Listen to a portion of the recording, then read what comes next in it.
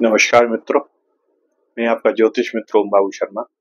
ओम एस्ट्रोवर्ड channel में आपका हार्दिक अभिनंदन करता हूं और ईश्वर से दुआ करता हूं कि आप स्वस्थ रहिए और मस्त रहिए। मित्रों, शनि और राहु केतु इन तीनों ग्रहों के बारे में बड़ा लोगों को डराया जाता है और लोगों के अंदर है भी बहुत डर इनको लेके कि यदि हमारी कुंडली में राहु खराब हैं तो कैसा रिजल्ट देंगे, केतु खराब हैं तो कैसा रिजल्ट देंगे, शनि की ढैया साढ़े सातीसा या शनि की महादशा ये यदि आ रही है तो किस तरह के परिणाम आएंगे। तो मैं आज आपके साथ जो चर्चा करने जा रहा हूँ, सबसे पहले आपको शनि की साढ़े साती और शनि की ढैया और शनि की महादशा इन तीनों को के बारे में आपको बताऊंगा कि क्या क्या इनके फर्क होते हैं। अगर शनि का साढ़े साती चल रहा है तो किस तरह के परिणाम देखने को मिलेंगे जीवन में, और यदि महादशा है तब किस तरह के परिणाम देखने को मिलेंगे, कहाँ हमको डरने की जरूरत है, कहाँ हमको उपाय करने की जरूरत है। देखिए दोस्तों, बहुत सीधी और सरल भाषा में मैं आपको बताऊं कि शनि देव, जैसा कि नाम के आगे देव लगा हुआ है, तो देव माने देवता और देवता माने जो देते हैं, लेते नहीं है, जो देते हैं। तो जब वो हमें देते हैं और देने की उनकी प्रवृत्ति है तो फिर उनसे डरने की आवश्यकता नहीं है। आवश्यकता है अपने कर्मों पर नियंत्रण रखने की, अपने कुकर्मों पर नियंत्रण रखने की। हम ऐसे सत्कर्म करें कि हमको डरने की जरूरत ही ना पड़े। तो चाहे शनि का साढ़े साती हो या शनि की महादशा हो, मिलता हमको अपने कर्मों का फल है इसमें। अब फर्क आता है कि साढ़े साती और महादशा दोनों में क्या अंतर है। तो दोस्तों, मैं आपको बहुत क्लियर कर दूं कि जो शनि का ढैया या साढ़े साती होती है ना, इसमें शनि सभी को एक तरह का रिजल्ट देते हैं, चाहे इनकी मित्र राशि हो, चाहे इनकी शत्रु राशि हो, इवन वो कुंभ और मकर ही क्यों ना हो, इनकी अपनी राशियां ही क्यों ना हो। क्योंकि ये यहाँ करते हैं न्याय। ये हेयरिंग होती है, एक तरह से कोर्ट में फाइल लगती है, उसमें सुनवाई होती है। बिल्कुल इसी प्रकार से साढ़े साती ढैया में हेयरिंग है, और हेयरिंग में जब न्यायाधीश सामने बैठते हैं तो फिर वो अपना पराया नहीं देखते। वो आपके जैसे कर्म आपने किए हैं उसका आपको यहाँ हिसाब दिया जाएगा, चाहे वो पूर्व जन्म के कर्म हो या फिर इस जन्म के कर्म। अच्छे कर्म किए हैं तो ये साढ़े साती आपके लिए अच्छा समय लेके आएगी, और यदि खराब कर्म किए हैं तो फिर आपको उसका भी भुगतान करना पड़ेगा। अब बात आती है कि ये भला क्या है साढ़े साती। तो साढ़े साती मतलब 2.5 साल के तीन टेन्योर। शनि एक राशि में 2.5 वर्ष रहते हैं। तो जब 2.5 वर्ष शनि हमारी जो चंद्रमा है उससे जब 12 में होते हैं तो हमारा ये साढ़े साती शुरू होती है, और जब हमारी राशि पर आ जाते हैं, हमारे सिर पर सवार हो जाते हैं, तो ये दूसरा फेस आ जाता है, सेकंड चरण बोलते हैं इसको। और जब हमारे राशि से आगे एक घर चले जाते हैं, यानी कि राशि से दूसरे भाग में चले जाते हैं, तो ये तीसरा चरण होता है साढ़े साती। तो इसमें जो फर्स्ट फेस होता है 2.5 साल का, उसमें ये हमारे दिमाग पर असर करता है सीधा सीधा।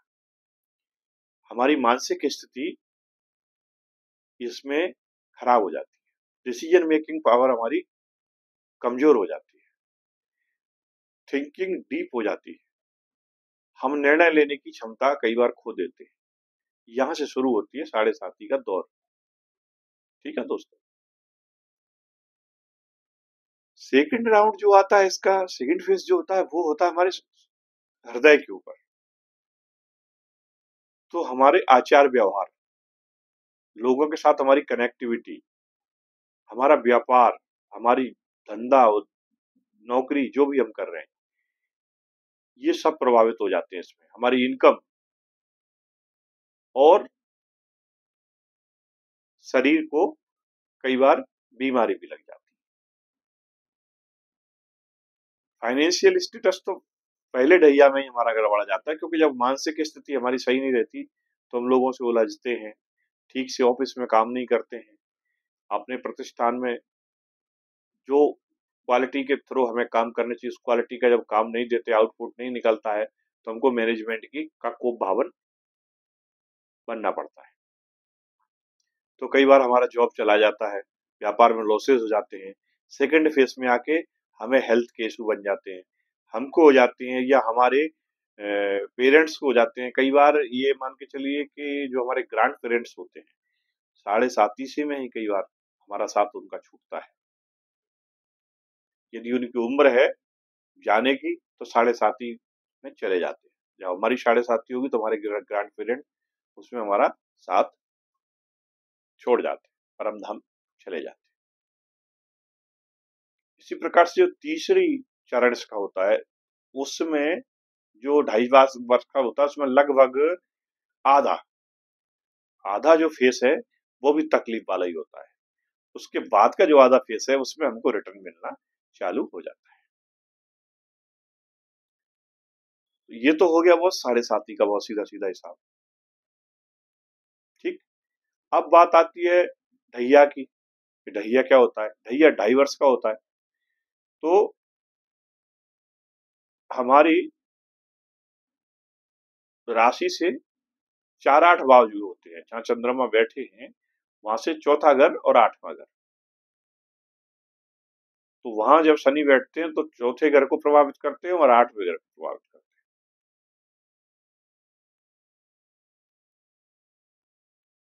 इसी प्रकार से शनि की दृष्टियां होती हैं, 3 दृष्टि है शनि की। तो जहां शनि की दृष्टि जाएगी, तीसरी दृष्टि जाएगी, वहां भी आपको पराक्रम ज्यादा करवाएंगे। 10वीं दृष्टि जाएगी, वहां आपके कार्यों में हर डल देंगे।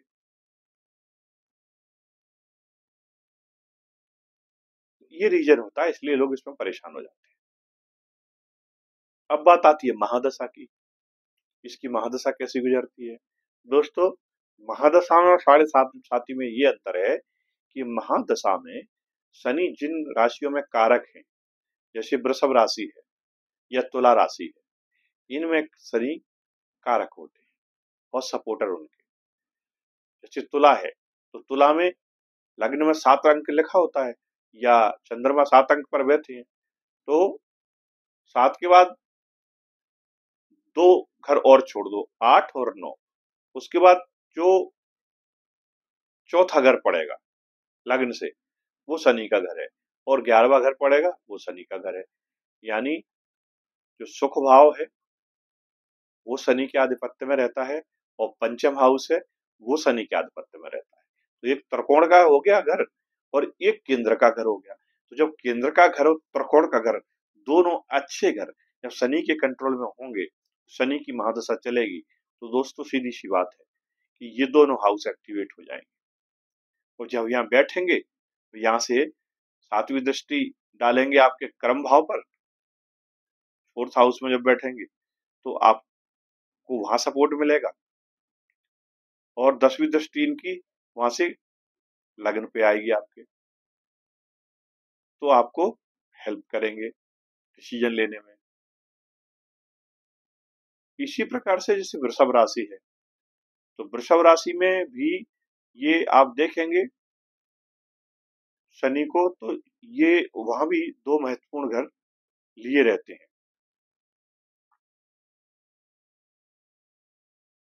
कौन सा घर होता है? 9वां घर और 10वां घर, यानी एक भाग्य भाव और एक कर्म भाव, यानी एक मूल त्रिकोण का घर और एक केंद्र का घर। तो भाग्य भी सपोर्ट देता है आपको और कर्म में भी हेल्प करते हैं। तो इस प्रकार से ये 2 शुक्र की राशियां हैं, कतई इनको चिंता करने की जरूरत नहीं। पहली चीज हो। अब बात आती है बुध की राशि। तो बुध की कौन सी राशि है? तीसरी राशि है, 6वीं राशि है। तो जब तीसरी राशि बुध की, तो इसमें शनि सपोर्ट करते हैं एक लेवल तक, है ना, इसमें भी कारक होते हैं। और ये चूंकि इसमें एक घर 8वां है और एक घर 9वां है, तो एक अच्छा घर मिला हुआ है और एक खराब घर मिला हुआ है, तो एवरेज रिजल्ट आता है आपको। ठीक है। इसी प्रकार से जो छठवीं राशि है, छठवीं राशि माने कन्या राशि, तो कन्या राशि में भी यही सिस्टम है कि एक घर अच्छा मिलता है इनको और एक घर खराब मिलता है। छठवें घर के स्वामी होते हैं और पांचवें घर के स्वामी होते हैं। ठीक है। तो वहां भी जैसे मिथुन में रिजल्ट आते हैं उसी तरह के रिजल्ट ये कन्या में देते हैं, एवरेज। अब बात आती है सिंह में, सिंह राशि में।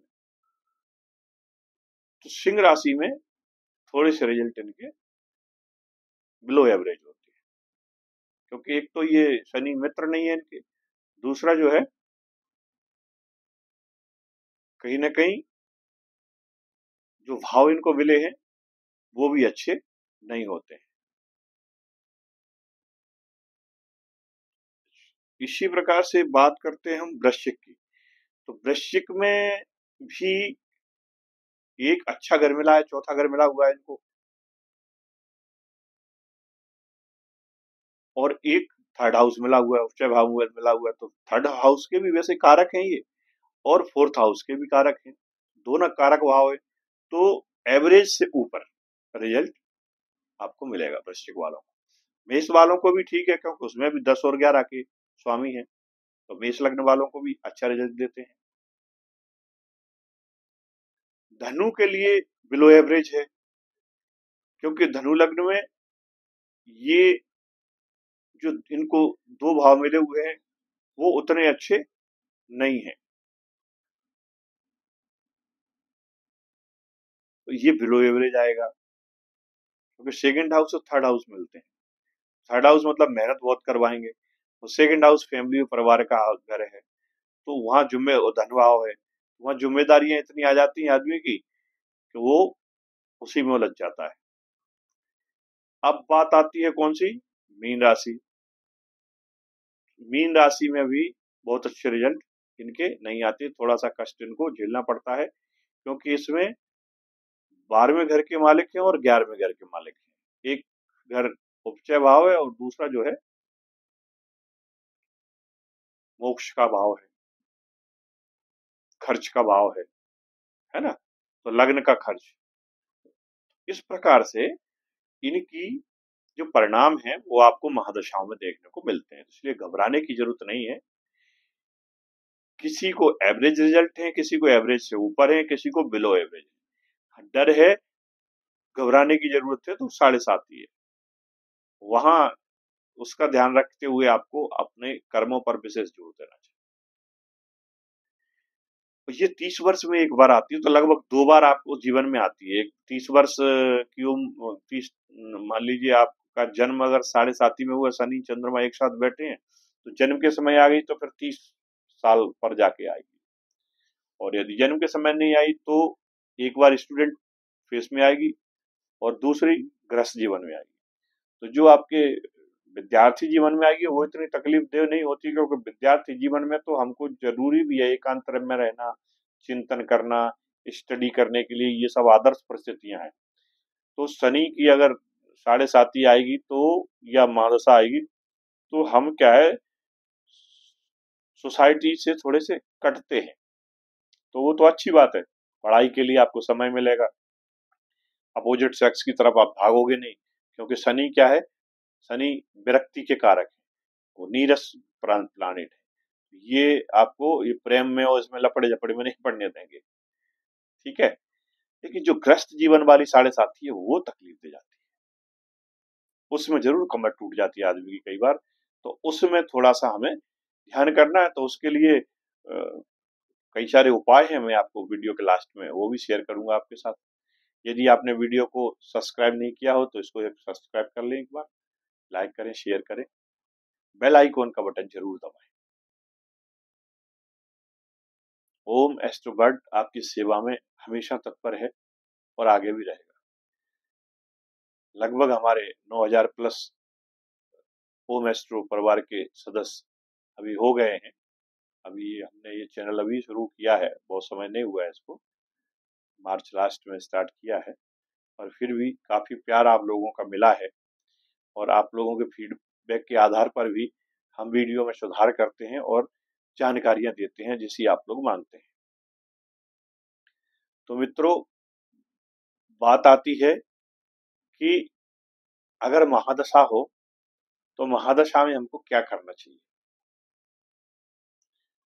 तो जैसा साढ़े साथी में मैंने बताया कि उसमें कर्मों के फल मिलते हैं, महादशा में आपकी जिस हाउस के ये मालिक है, उस हाउस के जो कारकत्व हैं उन पर हमें ध्यान देने की जरूरत है। जैसे मान लीजिए कि आपकी कुंडली तुला लग्न की है या तुला राशि की है, ऐसे समझ लीजिए, तो आपके चौथे घर के मालिक बन गए और आपके पांचवें घर के मालिक बन गए। तो ऐसे समय में ये क्या करेंगे, आपकी प्रॉपर्टी बहुत अच्छी बनवा देंगे, आपके घर बहुत अच्छा बनवा देंगे, माता के साथ आपकी लाइजनिंग ठीक करवा देंगे, आपके पैसे की बचत कर। चंद्रमा क्या है, द्रव्य है, चंद्रमा माता है, चंद्रमा हमारा मन है। तो ये क्या है, इस दौर में आपका प्रेम प्रसंग भी चल जाएगा। वैसे शनि विरक्ति के कारक है जैसा मैंने आपको बताया, लेकिन चूंकि उस भाव के कारक है और उस भाव में वो उनका अपना हाउस है, तो उसकी ओनरशिप उनकी खुद की है। जिस हाउस की, जिस ग्रह की ओनरशिप होती है, वहां वो नुकसान नहीं होने देते। आप बताइए, आप अपने घर में किसी को गंदगी डाल फैलाना पसंद कराओगे? कोई मेहमान आए और आपके यहाँ गंदगी फैला के चला जाए? आप चाहोगे मेरा घर साफ स्वच्छ रहे, अच्छा रहे, मेरे घर में शांति रहे, खुशी रहे? तो ये दोनों हाउस जो है, एक तो सुख भाव है, तो भूमि का, वाहन का, भवन का। तो ऐसे समय आपको क्या करना चाहिए, आपको भूमि से रिलेटेड काम करना चाहिए, आपको प्रॉपर्टी से, रियल एस्टेट से रिलेटेड काम करना चाहिए। आपको अच्छा फायदा हो जाएगा। गाड़ियों के क्रय विक्रय का काम आप कर सकते हैं, ऑटोमोबाइल सेक्टर से कनेक्ट होके आपको बेनिफिट हो जाएगा।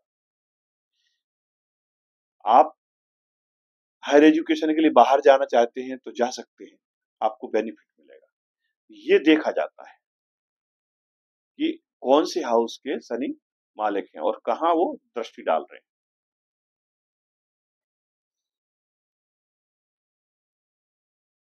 इनकी जो प्रॉब्लम्स क्रिएट करते हैं, एक तो वायु के कारक हैं, तो आपको स्किन ड्राई होने लगेगी शनि की महादशा में। तो आपको ऐसा भोजन करना है, ऐसे वातावरण में रहना है कि थोड़ा सा मॉइस्चर बॉडी को मिलता रहे, है ना? तो ऐसा फूड अपने को लेना है। दूसरा, तामसिक भोजन नहीं लेना है, सात्विक भोजन लेना है। मदरा मांसाहार नहीं करना है, अदरवाइज प्रॉब्लम क्रिएट हो जाएगी। शिव जी को पकड़े रहना है, शिव जी की आराधना करना है शनि की महादशा में। रुद्राभिषेक करिए, शिव मंदिर जाइए, शिव परिवार की फैमिली की अ, सेवा करिए, चाहे वो कार्तिकेय हैं, चाहे वो गणेश जी हैं या पार्वती जी हैं या खुद स्वयं शंकर जी हैं या नंदी महाराज, सबकी सेवा करिए आप। सबको एक लोटा जल तो चढ़ा ही दीजिए, ज्यादा नहीं तो कुछ। और डेली नहीं जा पाते, सोमवार के सोमवार कम से कम इतना करिए, तो आपको निश्चित तौर से राहत मिलेगी। अब मैं बताने जा रहा हूँ आपको एक ऐसा उपाय जो सुनने में आपको थोड़ा लेंदी लगेगा, लेकिन कारगर बहुत है।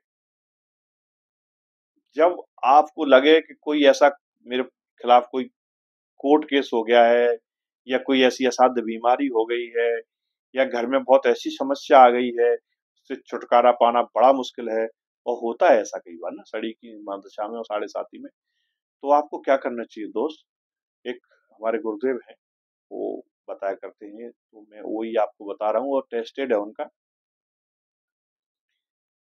काले चने लीजिए आप, शाम को गला दीजिए पानी में। कितना लेना है आपको, लगभग 3.5 kg, ठीक है, 3.25 3.5 kg आप चने ले लो और उसको शाम को गला दो। और सुबह वो गले हुए चने को थोड़ा सा तिल के तेल में फ्राई कर लो, और फ्राई करके उसके 3 हिस्से बना लो, 1.25 किलो की 3 पोटली बना लो, काले कलर के कपड़े में बांध दो उसको, ठीक है। ये करना है कब, शनिवार के दिन शाम के समय मंदिर जाइए, और वो जो 3 आपने पोटली बनाई है, तो एक तो थाली सजाइए, उस थाली में काले तिल रखिए, सरसों के तेल का दीपक रखिए, काला कपड़ा रखिए, और ये जो है पोटली ले लीजिए साथ में, फूल वगैरह ले लीजिए साथ में। कम से कम इतने चीजें इसमें होना चाहिए। और आपको डालना है एक आध लोहे की कोई कील डाल दो। और अब जाके शनि मंदिर में जाके शनि भगवान के पैरों पर ये तेल चढ़ाइए, सरसों का तेल। ठीक है, पैरों पे चढ़ाना, ध्यान रखना, सिर से नहीं डालना है। लोग बहुत बड़ी गलती करते हैं, सामने खड़े हो जाएंगे और सिर से जो है नहलाना चालू कर देंगे उनको। ऐसा कतई नहीं करना है। आपको कोई सिर से तेल डाले, आपको कैसा लगेगा? तो पैरों पे इसलिए डालते हैं क्योंकि पैरों पे उनके चोट लगी हुई है। उसके पीछे भी स्टोरी है पूरी, क्योंकि वो कई सारे कथाएं पुराणों में अलग अलग तरीके की है ना। रावण के बारे में कहा जाता है कि जो रावण ने जो इनको 11th हाउस में सारे ग्रहों को कैद कर दिया था, और शनि का जो चुप समय आया महादशा का, तो उन्होंने अपना एक पैर जैसे ही बाहर निकाला और 12वें घर में रखा, और रावण ने उसमें चोट कर दी और इनको जो है कैद कर लिया, और उल्टा करके अपने पैरों के नीचे दबा लिया। जब हनुमान जी गए लंका में सीता जी की खोज में, तब जाकर हनुमान जी ने इनको छुड़ाया।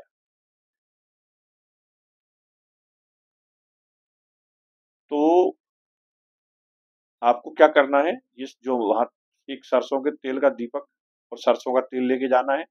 सरसों का तेल आपको पैरों से चढ़ा देना है, जो भी फूल चढ़ा देना है, और पाठ करना है वहां ओम शनि शनिश्चराय नमः, जो इनका जो बीज मंत्र है, मूल मंत्र है, कहीं भी आपको लिखा मिल जाएगा। उसका 108 बार पाठ करना है। एक माला कर दो आप, 7 मुखी रुद्राक्ष की माला ले जाइए, उस माला से एक जाप कर दीजिए, और बैठ के इसके बाद हनुमान चालीसा या सुंदरकांड, जो भी आप कर सकते हैं, आपकी यथा श्रद्धा, ये आपकी मर्जी है। जैसा करोगे वैसा परिणाम आप पाओगे। ये पाठ कर दीजिए। पाठ करने के बाद ये जो सामग्री है, तेल चढ़ाने के बाद आपकी ये जो सामग्री बची, आपका 1.25 किलो जो काले आपके चने हैं, और साथ में जो और जो मटेरियल जो मैंने बताया था वो है, तो सब इनको सबको लेके आप मंदिर से आइए। और मंदिर के बाहर भिखारी बैठे रहते हैं, ये बाबा बैठे रहते हैं, तो उनमें देखो कोई ऐसा कुष्ठ रोगी टाइप का हो जिसको कहीं सफेद दाग धब्बे हों, मिल जाते हैं ऐसे लोग प्राय, आप देखेंगे तो मंदिर के बाहर। तो ये जो 3 पोटली बनाई, उनमें से एक पोटली तो इनको दे दो, दूसरी पोटली को आपको खिलाना है किसी सांड को या घोड़े को, जो कहीं ना कहीं थोड़ा सा काला चितकबरा टाइप का हो, ऐसा कलर हो उसका। नहीं हो तो लाल में भी दबता हुआ लाल जो होता है वो हो, उसको खिला देना दूसरी पोटली 1.25 किलो वाले चावल की। ठीक है। और इनको इनको तो मैंने जैसे बताया, इनको तो आपने दे दिया सारा, जो कपड़ा अपन ले गए थे, कपड़ा है 1.25 किलो, चने हैं, और कुछ दक्षिणा, ये सब इनको दे देना है। ठीक है। उसके बाद की 2 पोटली बची, तो दूसरी पोटली आपको सांड को खिला दी है, नंदी को जिसको अपन बोलते हैं ना, आसान वो नहीं है तो आप घोड़े को भी खिला सकते हो। अब बची तीसरी पोटली। तीसरी पोटली को आपको सुनसान चौराहे पर जाके फैला देना है, और पीछे मुड़ के नहीं देखना है। ये जो प्रयोग है, इस प्रयोग को आपको 3-4 बार दोहराना है लगातार। यानी 1 महीने में 4 शनिवार पड़ते हैं तो 4 बार कर लो, 5 करते हैं तो 5 बार कर लो। ये ऐसा अचूक उपाय है कि आपकी बड़ी से बड़ी प्रॉब्लम है, उस संकट से आपको छुटकारा मिल जाएगा, रिलीफ मिल जाएगा, इस बात की गारंटी। ये ट्रस्टेड फॉर्मूला है, आजमाया हुआ फॉर्मूला है दोस्तों।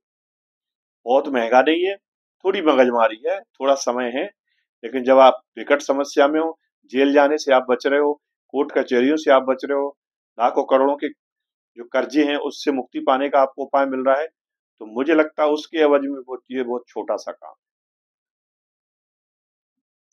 तो ये आप उपाय करिए, आपको शनि की 7.5 में और शनि की महादशा में संकटों से निश्चित रूप से छुटकारा मिलेगा। उम्मीद करता हूँ दोस्तों वीडियो आपको अच्छी लगी होगी, पसंद आई होगी। मेरे द्वारा दिया गया विश्लेषण यदि पसंद आया है तो इस चैनल को सब्सक्राइब जरूर करें। अगले वीडियो में फिर से अगले विषय पर फिर चर्चा करेंगे। तब तक के लिए नमस्कार दोस्तों। गौ माता की सेवा करो, माता पिता की सेवा करो, आपके आधे कष्ट ऐसे ही दूर हो जाएंगे दोस्तों।